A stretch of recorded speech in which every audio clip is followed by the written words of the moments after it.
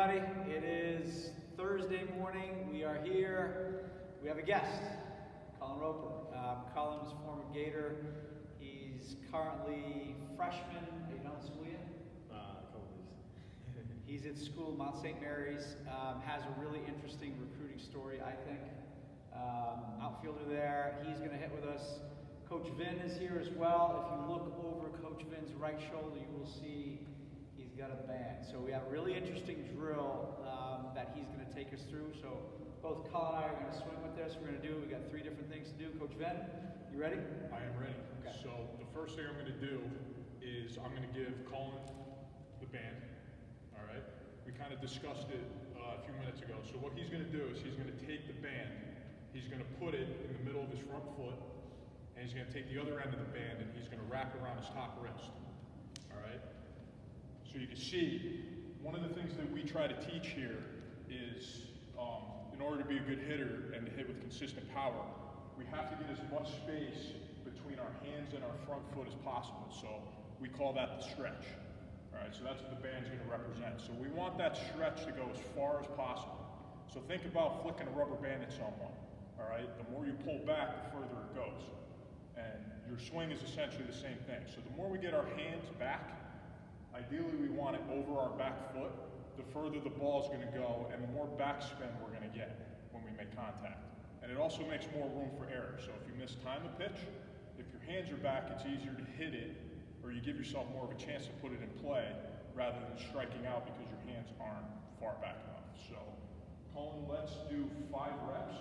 All right, make sure our hands get as far away from our front foot as possible, and it's a stretch. Go ahead.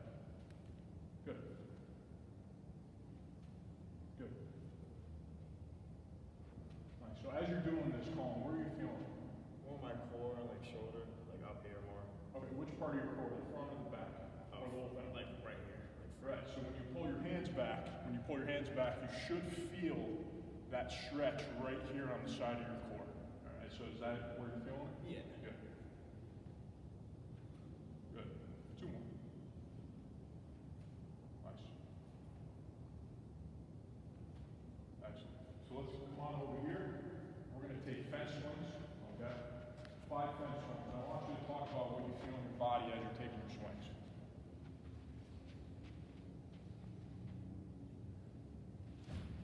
Nice. So you guys hear that? So you see his front shoulder flew a little bit, but that's normal.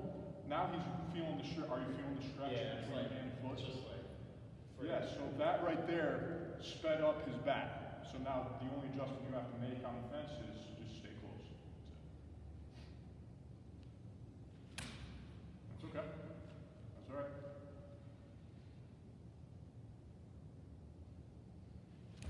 Nice. That's pretty good right there. 2 more.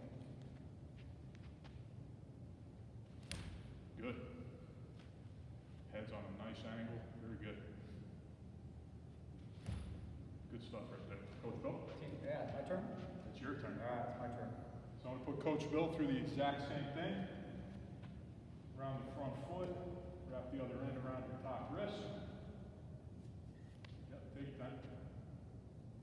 Nice. All right. Good.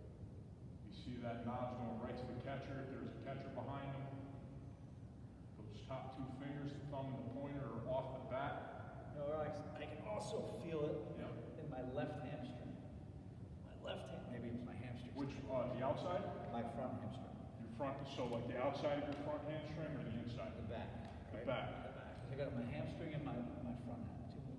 Yeah, so if you think about it, he is pushing essentially with his front foot. He's pushing the band away from him, so you should feel a little tension kind of on the side of the hamstring, the back. On the hand, and I got it, yeah. Yep. So Coach Bill's going to take 5 swings on the fence now. Whoa. Yeah. It's interesting to feel my hands. They just kind of went back there without trying. Right, so players, especially our young players who have trouble feeling the hands go back while the body goes forward, this kind of takes care of that for you. So if you do the drill correctly with the band, you'll start to feel your hands go back without even really having to try. That's That's pretty good. The first time I've done that. I've watched Vinny do this drill with different kids. I asked him to bring it out here today. That's good. Yeah, I've had nothing but positive feedback about that drill, especially with kids that can't get their hands back right. That fixes it right away. Yeah. So, did you feel it on? Yeah, like with the fence swings, like your hands just like sometimes before when you just like practice it, you don't really feel it. Yeah. But, like you really feel your hands like going back because you had that tension before. Right. So, Cullen, when you work off the tee, this is more for our young guys. Yeah. I see you as a player that our Gators guys can look up to. You know, your story's pretty cool. When you work off the tee, and this is a college player, where do you look to hit the ball most of the time? Like I'm aiming to go up the middle or like if I do happen to pull it, like gap to gap, but mainly like up the middle or right field because like anyone could come off the ball and have a bad swing and pull it, but like no one's really gonna be able to like drive the ball like like to really be that extra player, like you gotta hit all aspects of the field and be able to drive the ball the other way. That's like really what differentiates guys to just getting those little flurry pop flies in right field or literally driving it to get those triples. So that's what I'm aiming at. So right now you're looking to hit middle of the opposite field, correct? Yeah. Okay, cool. All right, let's get going. Nice. That's a nice sound right there. And you can see with the ball left is back, you saw really good ride. I call it ride. So that's backspin with carry. That's what we call a ride. Okay. Did you feel the separation with your hands? Yeah. Okay, cool.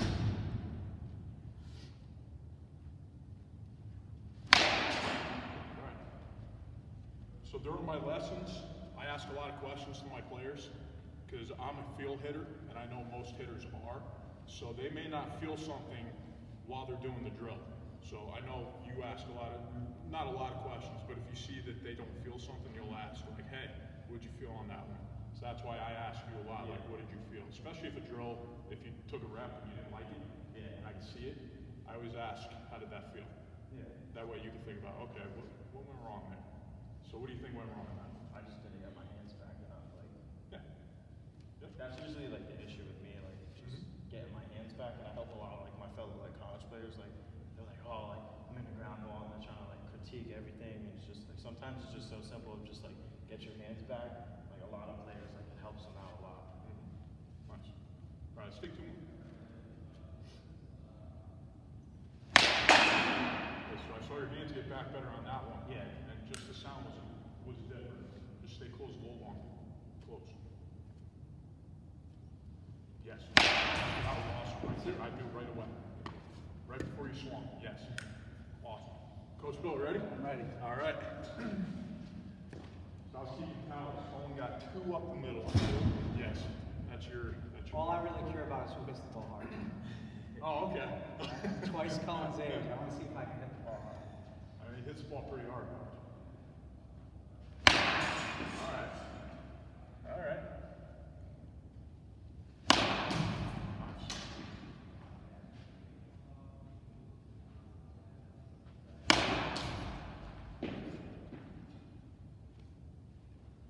Coach Bill, I'll tell you what, your swing looks really good today. Feeling good, Coach. Yeah. Feeling good. Awesome. 5 for 5 and a little swag in there. Swag at the I end. love it. Awesome. That was awesome. I really like the band. That's the first time I've used it. Yep. Really good stuff. So, just want to take a quick minute. I'm really glad Cullen's here. He's just so you guys know, he comes in all the time. So we talk about hitting on your own. I get a text usually, I don't know, 3-4 times a week. Can I hit? Can I hit? Can I hit? He will come in and he knows I'm usually doing lessons until 9 or 10 o'clock at night. And I usually let him know, hey, we're good till 10. He gets in here, he's got a bucket, and he's working up the middle. So Cullen's a really interesting story. He did not play a lot in high school. So before Mount St. Mary's saw him, you maybe had A year. 10 at bat. Like, how many at bats did you have? This is, remember, Half a this is season. half a season. Like right? at the varsity level. At the Like varsity I played level. like half my junior year, like started out good and then just like got benched the rest of it. had to really like went into the summer and like was like, all right, like junior year, like I was coming in, like I wasn't really like I didn't really have that work ethic. I was just like it never was really in my mind like all right, like college baseball. But then like when I really got into the summer, I was just like all right, like I got benched half of my junior year. This is the year where I should really like be excelling.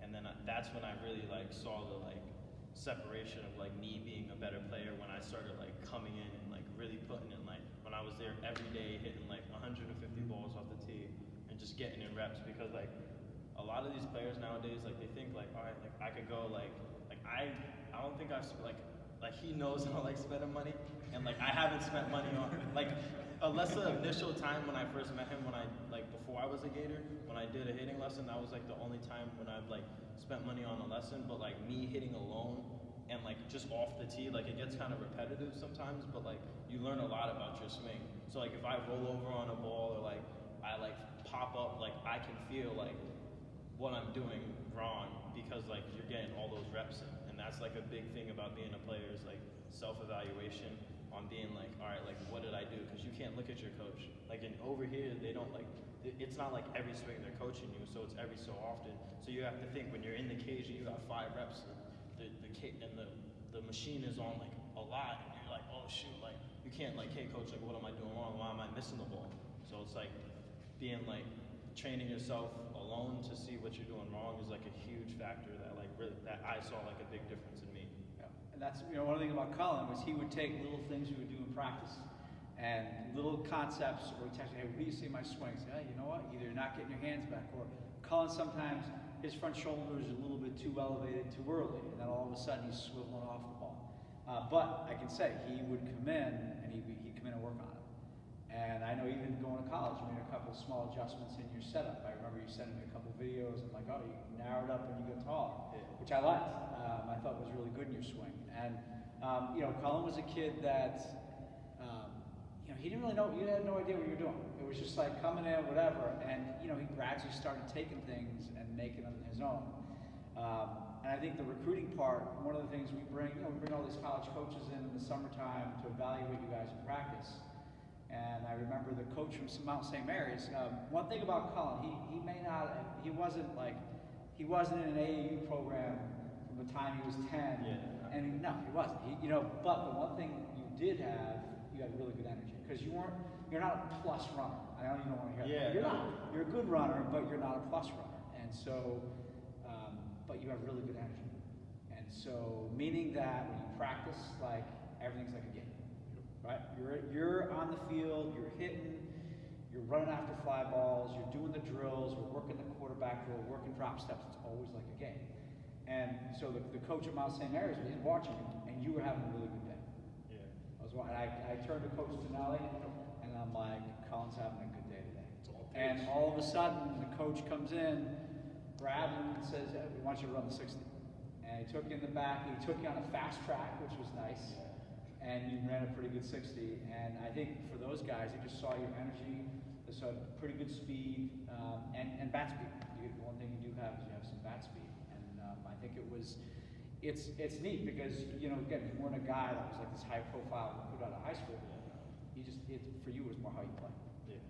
We just didn't really know anything yet. We were just kind of tapping into it. So, what's your take on that? Do you have any thoughts on that? The recruiting process? Yeah. With the recruiting process, not with just the school I ended up at, like with other schools, like I was a huge film major. Like I was coming in, like I was like, coming out of junior, I was like, I want to be a film major. Like I want to go to NYU. Like the only way I'm gonna get in is with my portfolio. So I came in like trying to get there, and I got their attention. And you just have to market yourself really. Like a lot of guys are scared to talk to coaches. Like you just have to be outgoing with coaches. Like I would shoot my shot with a lot of crazy coaches, and like.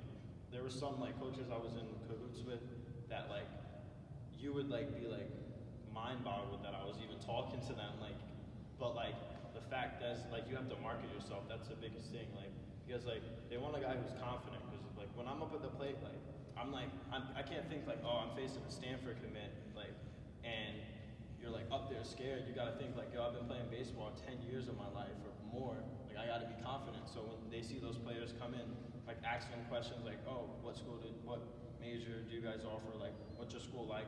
it's a huge difference than just me going online and being behind an email because they like that guy's going up to you. So you really have to market yourself. That like really helped me because I'm not like a crazy player. Like I don't throw 90 off the pro hop. At least I know. Like I didn't have. Yeah, like I don't know. Like so like I wasn't like I didn't have all these numbers. I didn't go to the PBR things. I just like came to Gators, and that's what helped me like really bridge the gap of like it really helped me just talking. Like I could talk to anybody. That's like my thing. But you just have to kind of step out of your comfort zone.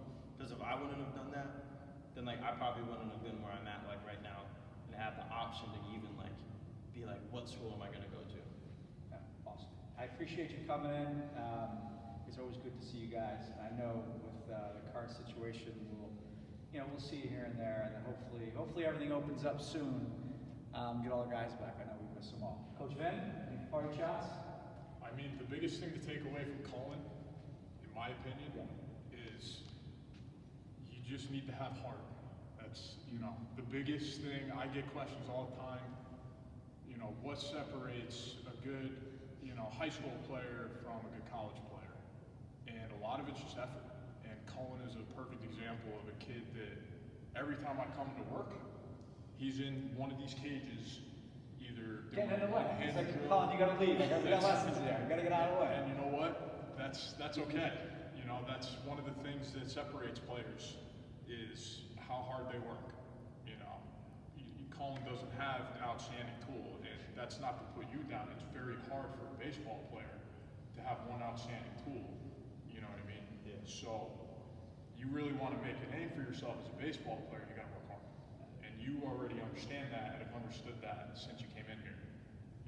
You're in here by yourself. You don't care who's in here. You're getting your work done, and it's done with intent. And that's how a lot of players separate themselves. So you may not be the most gifted. I certainly am not. You certainly are not. Coach Murph certainly is not. But the thing that separates players like us is we work our butts off. And all it takes is one guy to like you. And that's exactly what happened to you. And for players that don't think they can get to that level, all it takes is one person. For me, it was Skip. For you, it was the coach at Mount St. Mary. And it was one day. Yeah. He saw your energy, he saw your passion, and he liked it. And he wanted to get the most out of that, or the most of that out of you. You know what I mean? I think that's what separates really good players from just your average. I agree. Agree 100%. Guys, thank you for coming today. You're all in school right now. Make sure you're getting all your work done. Rainy day today, not an easy one. You're going to be home all day today, I'm assuming. Make sure you respectful of your parents. Thanks, guys. Thanks, guys. Thank you.